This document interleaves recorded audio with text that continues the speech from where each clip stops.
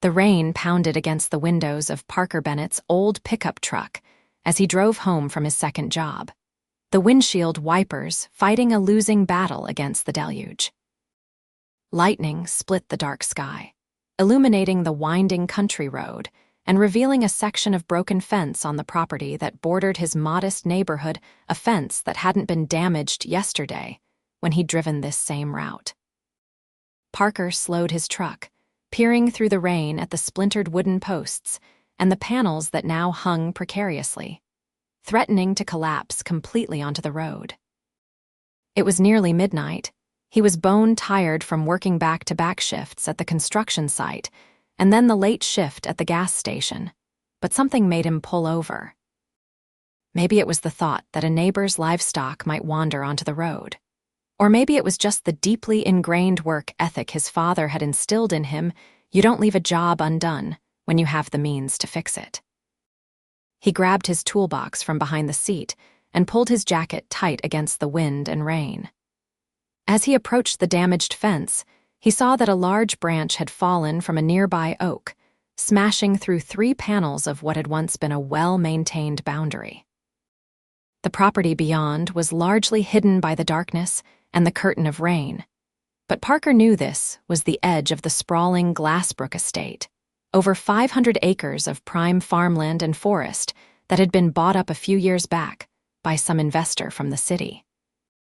The rain soaked through his clothes within minutes as he worked, removing the broken panels and securing the posts with the limited supplies he had in his truck.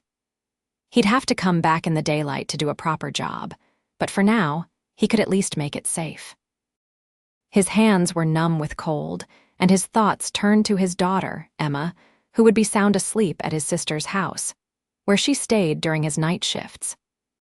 At 7 years old, Emma was the center of Parker's world, the reason he pushed himself so hard working 2 jobs since his wife had left them 3 years ago. Unknown to Parker, he was being observed. From the security room of the main house, Lillian Glassbrook watched the man working on her fence through the high-definition feed of her property's surveillance system. She had been alerted by the security system when the fence had been damaged and had been about to call her property manager when she noticed the truck stopping and the man getting out to fix it. "Who is that?" she murmured to herself, leaning closer to the monitor. At 34, Lillian was one of the youngest self-made billionaires in the country. Her tech company, which specialized in renewable energy solutions, had gone public 2 years ago, catapulting her into a world of wealth she had never imagined when she'd started coding in her college dorm room. She'd bought this property as a retreat, a place to escape the constant demands of her corporate life in the city, but she rarely had time to enjoy it. She watched as the man worked methodically in the pouring rain, efficiently repairing what he could with the limited materials he had. There was something compelling about his dedication to fixing a stranger's fence in the middle of a storm. Most people would have driven by, maybe called the property owner in the morning if they were particularly civic-minded, but this man had stopped to help. After about 40 minutes, the man secured the last panel and returned to his truck. Lillian found herself reaching for her coat before she had consciously made a decision. She needed to thank this good Samaritan, perhaps offer him some money for his trouble. By the time she made it to the front door, the truck's taillights were disappearing down the road. The next morning, Parker woke with the familiar ache in his shoulders that came from physical labor. Emma was already up, her bright voice chattering away in the kitchen where his sister, Megan, was making breakfast. Parker stretched and got out of bed, ready for another day of juggling responsibilities. "Daddy." Emma launched herself at him as he entered the kitchen, her small arms wrapping around his waist. "Morning, princess," he said, lifting her up for a proper hug. "Did you have a good sleep at Aunt Megan's?" "Yep, we had mac and cheese for dinner and watched a movie about dolphins." Parker smiled at his sister over Emma's head. "Thanks for watching her, Meg." Megan waved away his thanks. "You know I love having my favorite niece over." She placed a mug of coffee in front of him, "Though I wish you wouldn't work yourself to death with these double shifts." "It's just temporary," Parker said, the same thing he'd been saying for the past year. Once I can save enough for Emma's braces and build up a bit of a cushion, I'll cut back. Dad, can we go to the park today? You promised last week, Emma reminded him, her blue eyes so like her mother's wide with hope. Parker had forgotten that promise, made in a moment of optimism about his schedule. Today was supposed to be his day off from the construction site, but he was still on the evening shift at the gas station. We can go this morning, he said, tousling her dark hair. And then Aunt Megan can watch you while I go to work later. Emma's face fell slightly, but she nodded, used to her father's work schedule. Oh, and I need to swing by that property on Oak Ridge Road, Parker added. Need to properly fix a fence I patched up in the storm last night. After breakfast, Parker loaded his truck with proper fencing materials he kept in his garage, leftovers from various construction jobs that his boss let the workers take. Emma sat beside him, swinging her legs and singing along to the radio as they drove. When they arrived at the damaged fence, Parker was surprised to see a sleek black SUV parked nearby. As he got out of his truck, a woman emerged from the vehicle. She was dressed casually in jeans and a light blue sweater, her auburn hair pulled back in a simple ponytail, but there was something about her that spoke of confidence and poise. Good morning, she called, walking toward them. Are you the man who fixed my fence last night? Parker nodded, suddenly aware of his worn jeans and faded t-shirt. Yes, madam, just a temporary fix, though. I came back to do it properly. In that case, I'm doubly grateful, she said, extending her hand. I'm Lillian Glassbrook. This is my property. Parker Bennett, he replied, shaking her hand. And this is my daughter, Emma. Hi, Emma said brightly. I'm 7.5. Lillian smiled warmly at the little girl. It's very nice to meet you, Emma. 7.5 is a very important age. Dad says I can help him fix your fence, Emma announced proudly. I'm his best assistant. She is, Parker confirmed with a smile. Hands me tools like a professional. Well, I can't stand in the way of a professional fence-fixing team, Lillian said. But I insist on paying you for your work, both last night and today. Parker shook his head. No need for that. It's just being neighborly. Lillian regarded him with curiosity. Most people who discovered they were on the property of Lillian Glassbrook, whose face had been on the cover of Forbes and Fortune magazines, were quick to try to capitalize on the connection. This man seemed genuinely uninterested in her money. At least let me offer you some refreshments while you work, she said. I was just about to make some lemonade at the house. Before Parker could politely decline, Emma piped up, I love lemonade. Parker looked down at his daughter's eager face and then back at Lillian. Lemonade would be great, thank you. As Parker began unloading his supplies, Lillian walked back to her SUV. She hadn't planned on spending her Saturday at the country property. She had come only to meet the man from the security footage. But now, she found herself intrigued by this father-daughter duo. 30 minutes later, Lillian returned with a pitcher of freshly made lemonade and a plate of cookies. Parker and Emma had made significant progress on the fence, with Emma holding nails and passing tools to her father as needed. Refreshment break, Lillian called, setting the tray on the hood of her SUV.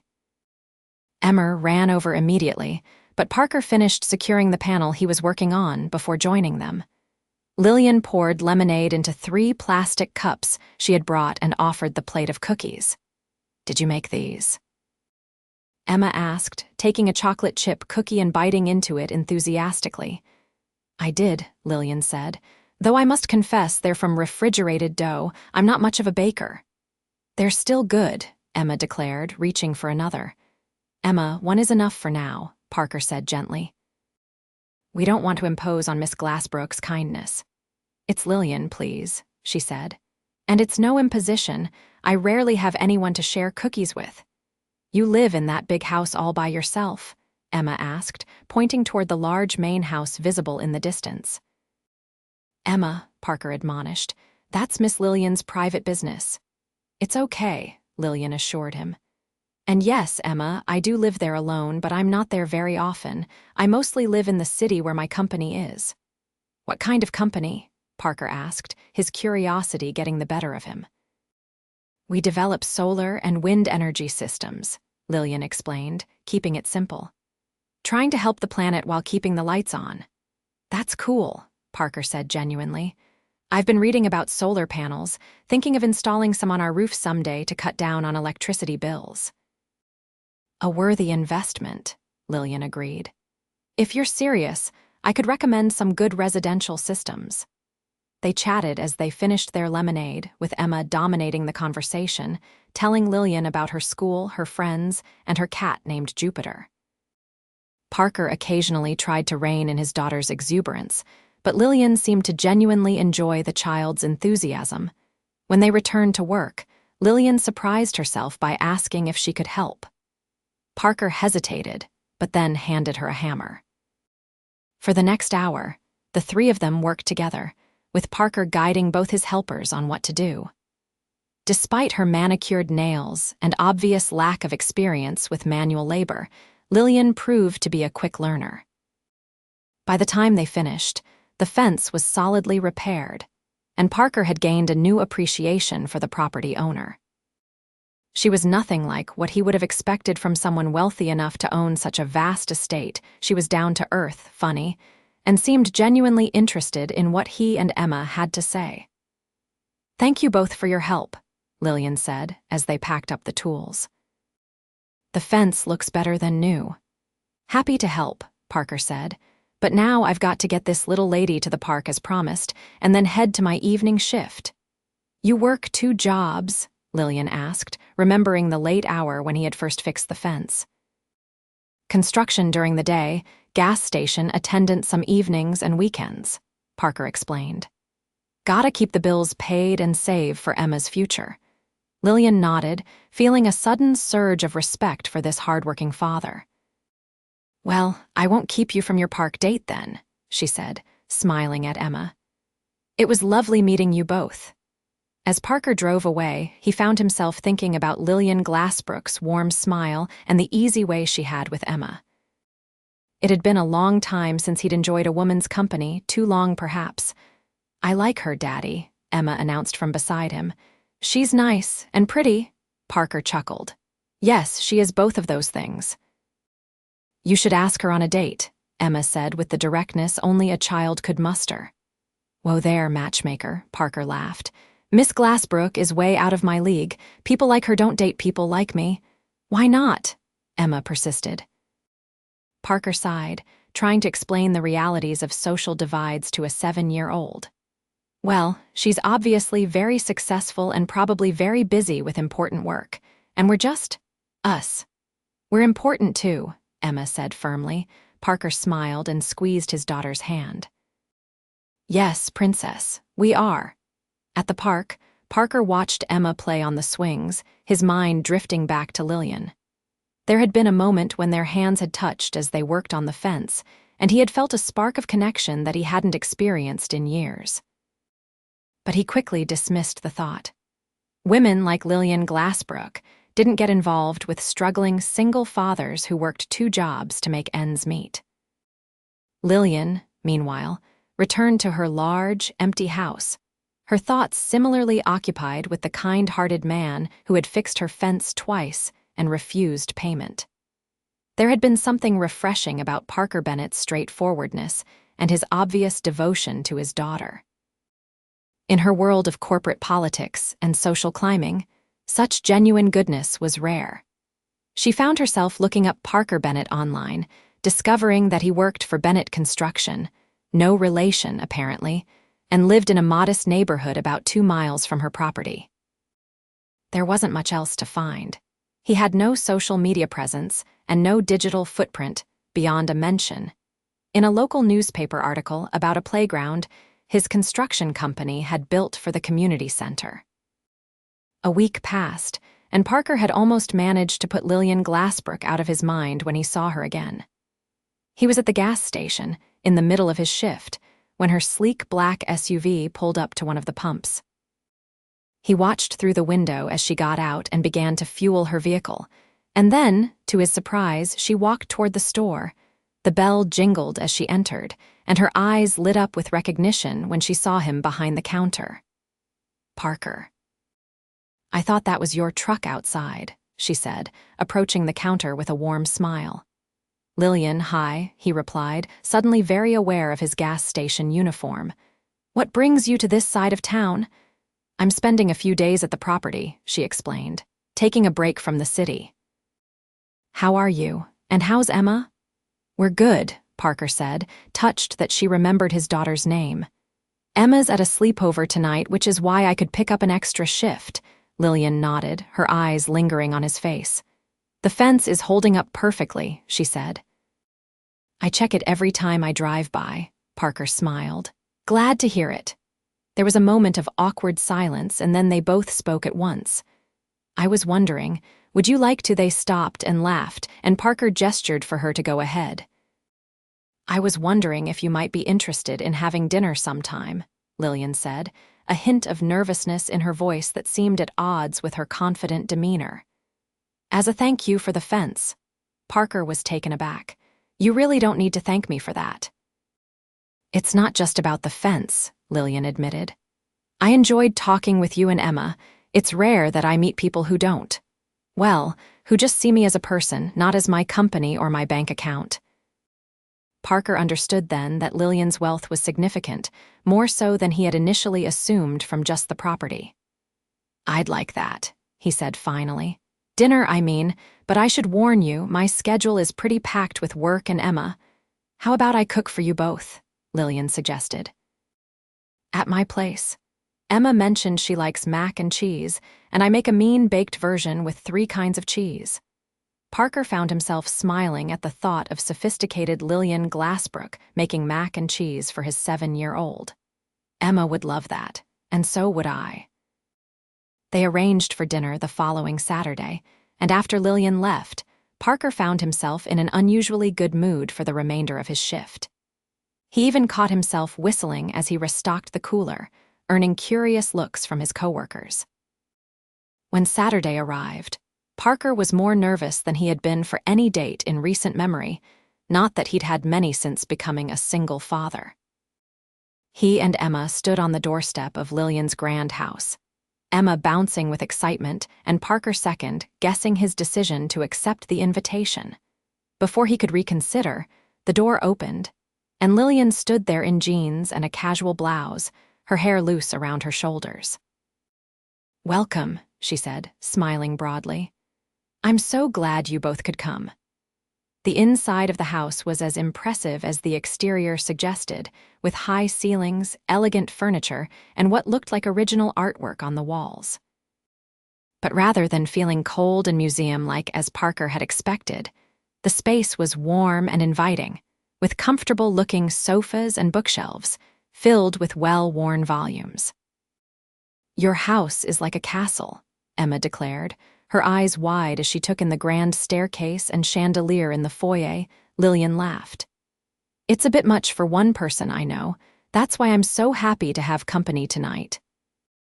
She led them to the kitchen, a large, modern space with an island in the center where she had set up ingredients for their meal.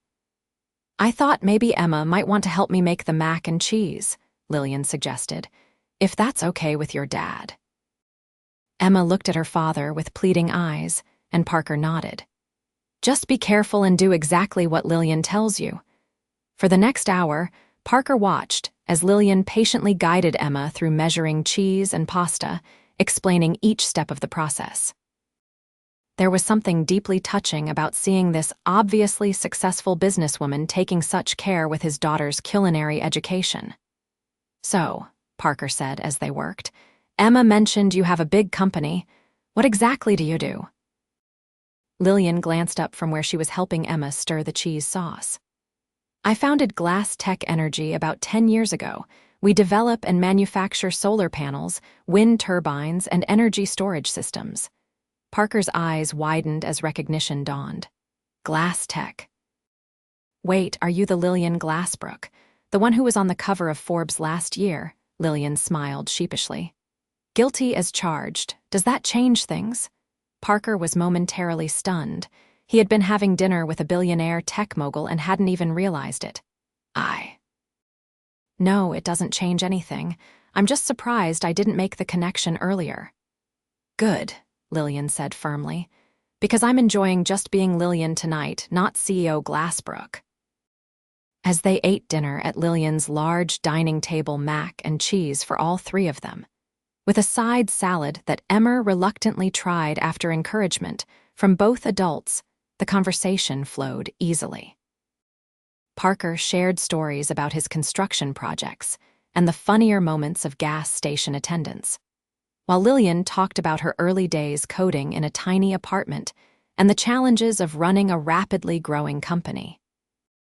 After dinner, they moved to the living room, where Emma discovered Lillian's collection of board games. Soon, the three of them were engaged in an intense game of Monopoly, with Emma showing surprising strategic skill for her age. She gets her competitive streak from her mother, Parker explained, as Emma triumphantly collected rent from Lillian. Melissa was always the one with the killer instinct in games. It was the first time he had mentioned his ex-wife, and Lillian picked up on it immediately. Is Emma's mother still in the picture? She asked quietly while Emma was counting her Monopoly money. Parker shook his head slightly.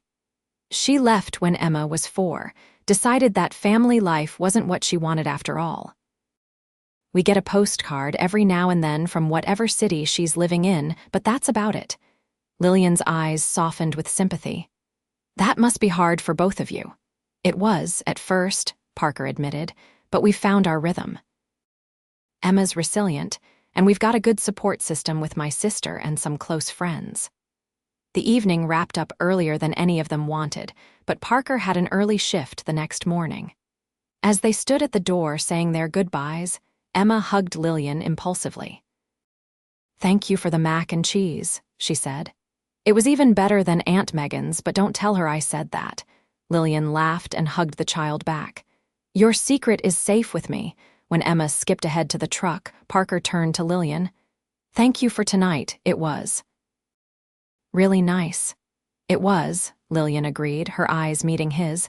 Maybe we could do it again sometime, maybe just the two of us. Parker felt a flutter of something he hadn't experienced in years. I'd like that, he said. A lot.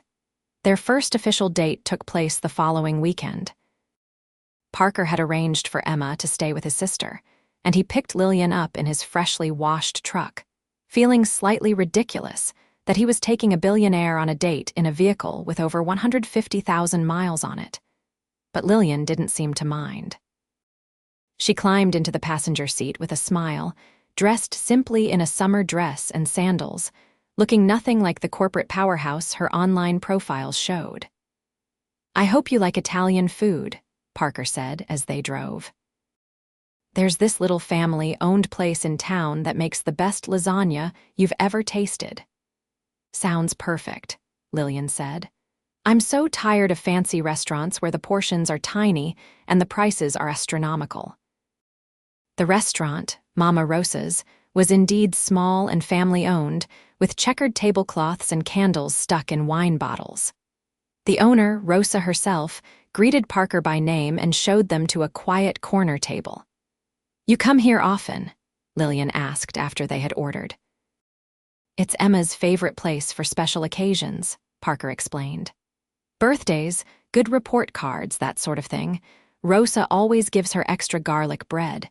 Lillian smiled at the thought. She's a wonderful child, Parker. You've done an amazing job raising her. Thanks, he said, feeling a swell of pride. It hasn't always been easy, but she makes it all worthwhile. Their conversation over dinner ranged from childhood memories to favorite books to dreams for the future. Parker found himself opening up about things he rarely discussed: his hope to one day start his own construction company specializing in energy-efficient homes, his worry about providing enough stability for Emma, his occasional loneliness as a single parent. Lillian, in turn, shared her own vulnerabilities: the pressure of running a company with thousands of employees depending on her decisions, the isolation that came with her position, her regret at having focused so much on work that her personal life had become almost non-existent. "It's ironic," she said as they shared a tiramisu for dessert. "I have more money than I could ever spend, but sometimes I look at families like yours and think you're the wealthy ones." Parker reached across the table and took her hand. "Maybe we both have things the other lacks." The look they shared in that moment was filled with understanding and the beginnings of something deeper. After dinner, neither of them was ready for the evening to end, so they drove to a scenic overlook that provided a view of the town's lights below. Sitting side by side on the tailgate of Parker's truck, they continued talking as the stars came out above them. "Can I ask you something?" Lillian said after a comfortable lull in conversation. "That first night during the storm, why did you stop to fix a stranger's fence?" Most people would have just driven by. Parker thought about it for a moment. "My dad was a contractor, taught me everything I know about building. He always said that the measure of a man wasn't in what he did when people were watching, but what he did when no one was looking." He smiled slightly. "Though I guess someone was looking after all." "I'm glad I was," Lillian said softly. When Parker leaned in to kiss her, it felt like the most natural thing in the world.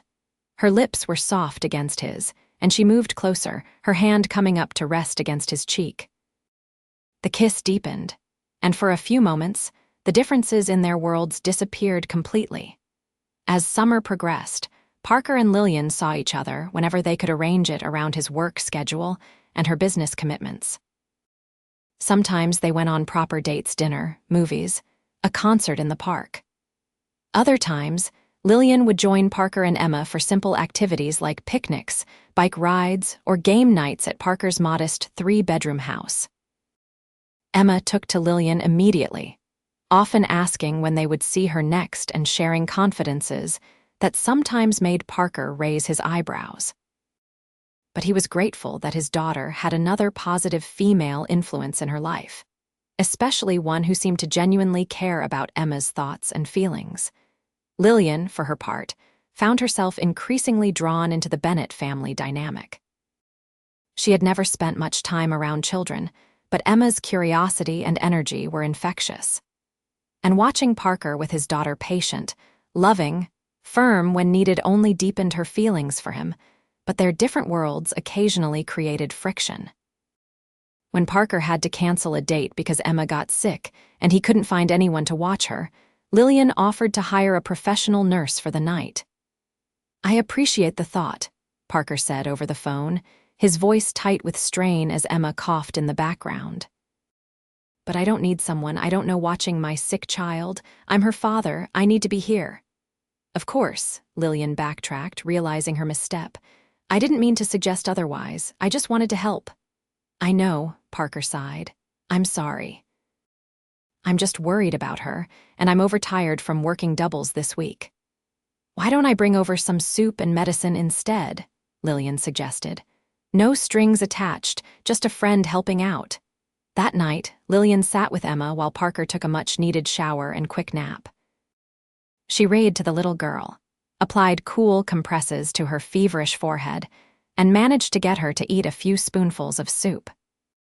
When Parker emerged from his bedroom, looking slightly less exhausted, he found them both asleep on the couch, Emma curled up against Lillian's side, a book still open on Lillian's lap. The sight stirred something deep within him, a longing for permanence, for a family complete again. But doubt quickly followed. Could someone like Lillian, with her wealth and freedom, really be happy in his world of tight budgets and responsibilities? Lillian had similar concerns from her side. As she fell more deeply in love with Parker and Emma, she worried about the impact her lifestyle might have on them. Would Parker resent her success? Would Emma be spoiled by the luxuries Lillian could provide? And what would her board of directors think of her dating a construction worker/gas station attendant? These questions hung unspoken between them as their relationship deepened through the summer and into fall. They were taking things slowly, mindful of Emma's attachment and their different circumstances, but the connection between them was undeniable. One crisp October evening, Parker arrived at Lillian's house for dinner to find her pacing anxiously in the kitchen, her phone pressed to her ear. "I understand the concerns, Richard, but I've made my decision," she was saying as he entered. "The Westbrook proposal is solid, and I want us to move forward with it." She looked up and saw Parker, smiling despite her obvious tension. "I have to go now. We'll continue this discussion at the board meeting tomorrow." She ended the call and let out a long breath. "Sorry about that. Board members getting nervous about a new project direction." "Sounds stressful," Parker said, pulling her into a hug. "Everything okay?" Lillian leaned into his embrace, drawing strength from his solid presence. "It will be, just the usual corporate politics. Where's Emma tonight?" "Sleepover at her friend Zoe's house," Parker explained.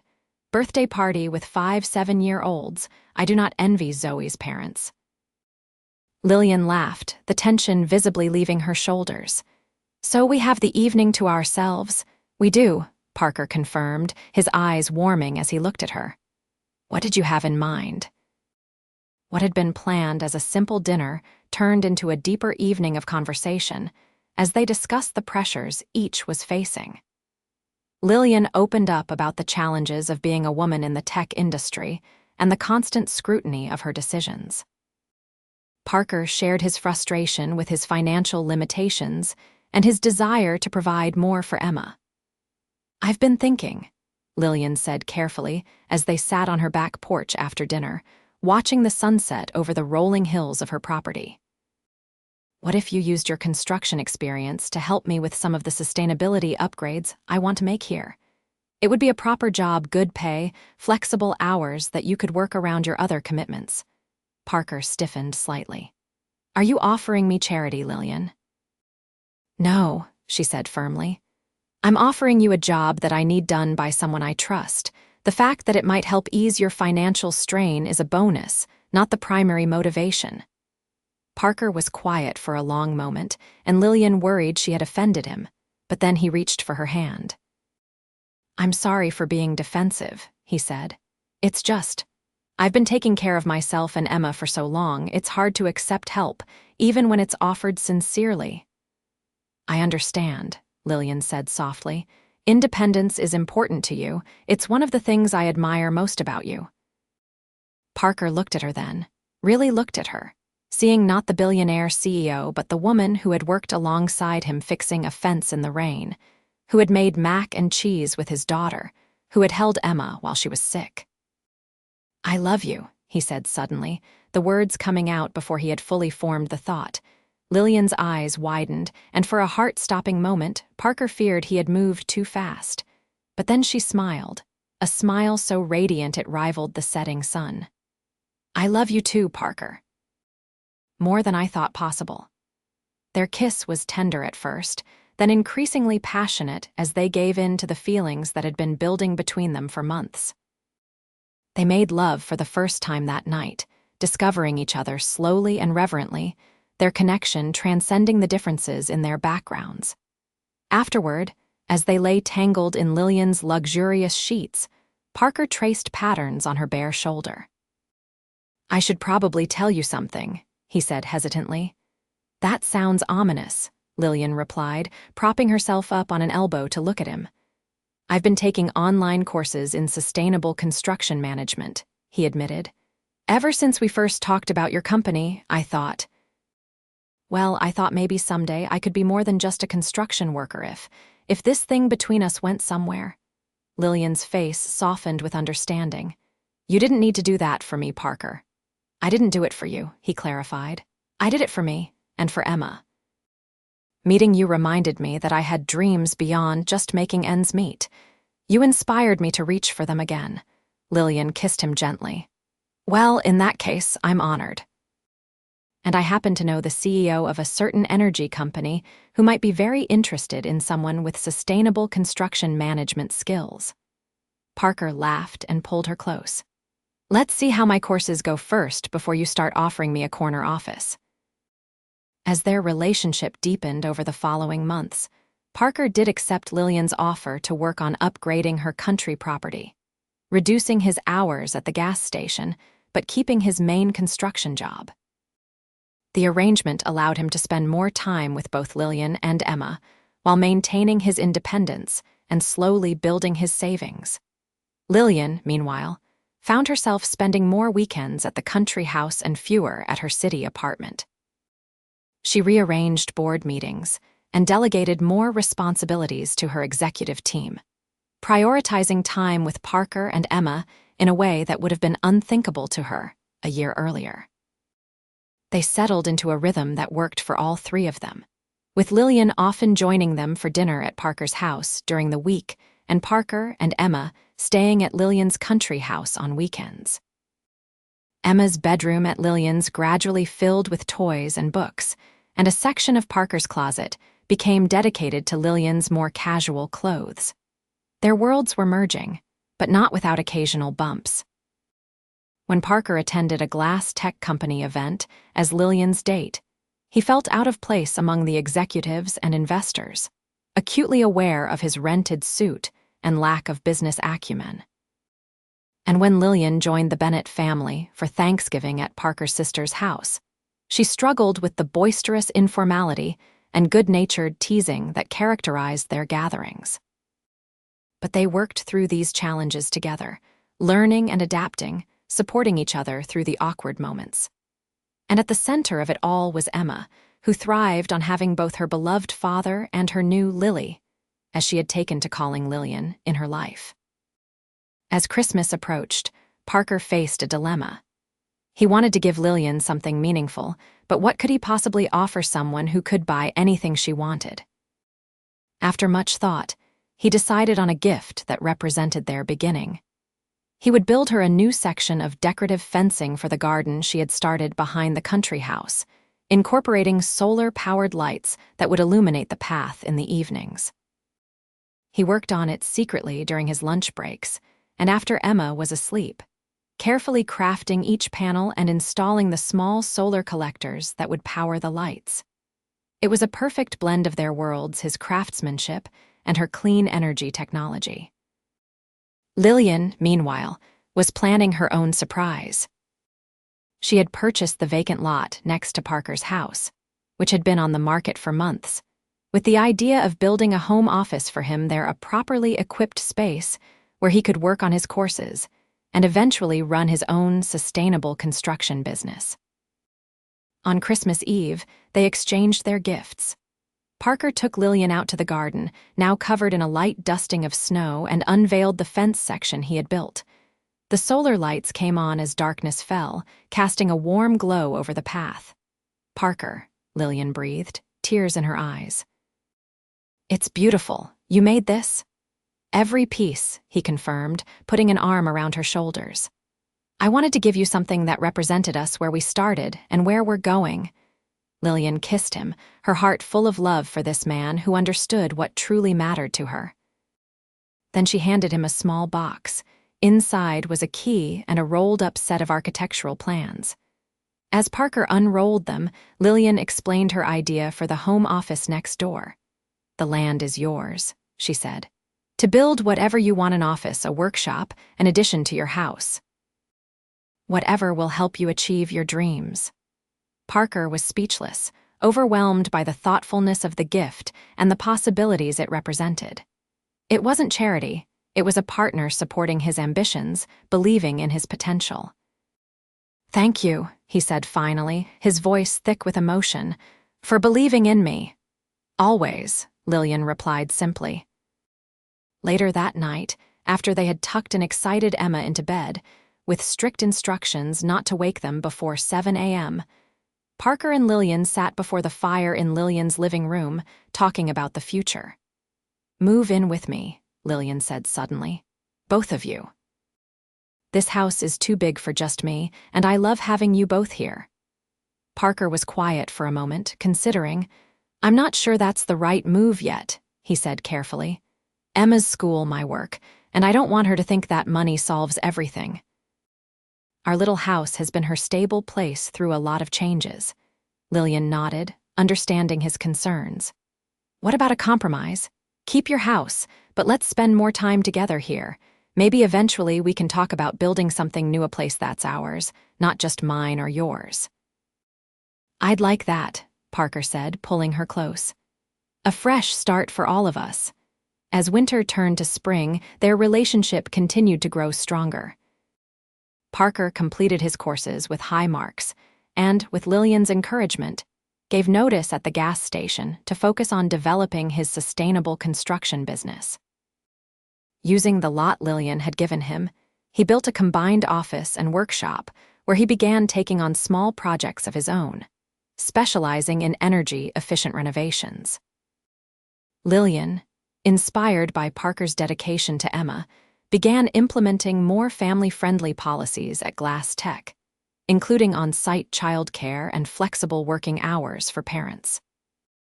The changes not only improved company morale, but also attracted positive press attention, boosting Glass Tech's already strong reputation as an innovative workplace. Emma, now 8, flourished with the stable presence of 2 adults who loved her unconditionally. Her grades improved, and she developed a keen interest in science, particularly in how things worked, a curiosity that both Parker and Lillian encouraged through books, museum visits, and hands-on projects. By the time summer arrived again, marking a year since they had met, Parker knew he was ready for the next step. He had been saving carefully from his new business, setting aside a portion of each payment for something special. With Emma's enthusiastic help, he selected a ring not as large or flashy as Lillian could have bought for herself, but beautiful in its simplicity and meaning. On the anniversary of the night he had fixed her fence in the storm, Parker took Lillian back to that same spot. The fence was still standing strong, a testament to his workmanship and, now, a symbol of their relationship. With Emma watching excitedly from a short distance away, Parker got down on one knee. "Lillian Glassbrook," he said, looking up at the woman who had changed his life in ways he never could have imagined. "You came into our lives unexpectedly, during a storm, and you've brought nothing but sunshine since then. I love you for your brilliance, your kindness, your patience with Emma, and the way you see the real me, not just a struggling dad, but a man with dreams and potential. Will you marry me?" Tears sparkled in Lillian's eyes as she looked from Parker to Emma, who was practically bouncing with anticipation, and back again. "Yes," she said, her voice clear and certain. "Yes, I will marry you, Parker Bennett. You and Emma are the family I never knew I was looking for." Parker slipped the ring onto her finger, then stood and kissed her deeply as Emma ran over to join in a group hug, all 3 of them laughing and crying at once. They were married that fall in a ceremony that reflected both of their worlds, elegant, but not ostentatious, held on the grounds of Lillian's country property with the mountains as a backdrop. Emma served as the flower girl, proudly scattering rose petals down the aisle before Lillian appeared in a simple but stunning gown. The guest list was an eclectic mix: Parker's construction colleagues and friends from the neighborhood, alongside Lillian's tech industry associates and business partners. What might have been an awkward combination proved instead to be a joyous celebration, with the barriers between their different worlds dissolving in the face of their obvious happiness. During the reception, Emma made an impromptu speech that left hardly a dry eye in the gathering. "I used to wish on stars for my dad to be happy again," she said, her young voice clear in the hushed tent. "And I think the stars must have listened because they sent us Lily. Now we're a real family again." As Parker and Lillian danced their first dance as husband and wife, he held her close and whispered, "Did you ever imagine that night, watching a bedraggled construction worker fixing your fence in the rain, that you'd end up here?" Lillian smiled up at him, her eyes shining with love. "No," she admitted, "but I think some part of me knew even then that there was something special about you, Parker Bennett, something worth holding on to." "I'm glad you did," he murmured, pressing his forehead against hers. "Hold on to me, I mean.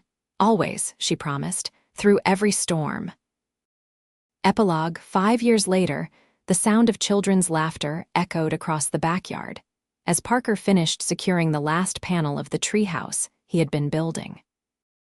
From his perch among the branches of the old oak tree, he could see Emma, now 13, helping her 4-year-old brother, James, and 2-year-old sister, Sophie, plant flowers in the garden beds that lined the fence he had repaired on that fateful stormy night. The property had transformed over the years, becoming the perfect blend of their lives. They had eventually renovated the main house to be more family-friendly and energy-efficient, with Parker's business handling the construction and Lillian's company providing the cutting-edge, sustainable technology.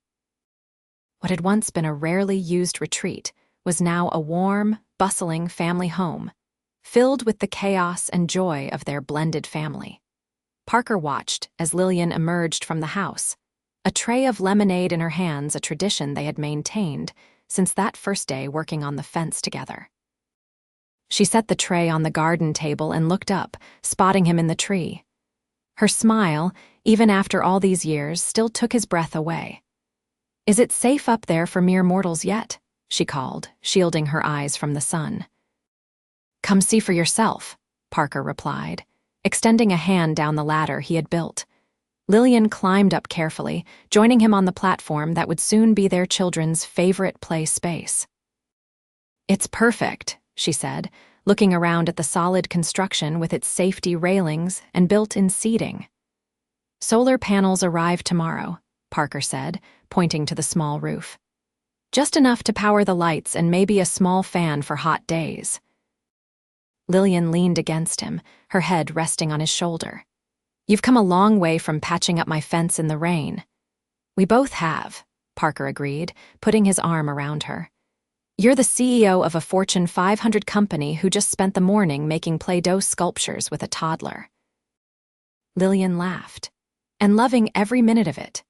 They watched their children below, Emma patiently showing little Sophie how to pat the soil around a marigold plant, while James ran in excited circles around them, a toy airplane held high above his head. "Do you ever miss your old life?" Parker asked, a question he occasionally still wondered about. "The freedom, the simplicity of only having to worry about yourself and your company." Lillian turned to look at him, her expression serious. "Not for a second," she said firmly. "Parker, before you and Emma came into my life, I had success but not happiness. I had achievements but not joy. What we've built together, this family, this home, this life, it's worth more than all the business accomplishments in the world." Parker kissed her then, a kiss full of gratitude and love and the deep understanding that had grown between them over the years. "I love you, Lillian Bennett Glassbrook." "I love you too, Parker Bennett," she replied, using the simpler name she knew he preferred. "Now, let's go have some lemonade with our children before James convinces Sophie to eat more dirt." Hand in hand, they climbed down from the treehouse to join their family, the fence that had brought them together still standing strong in the background, a reminder that sometimes the best things in life come from the most unexpected storms.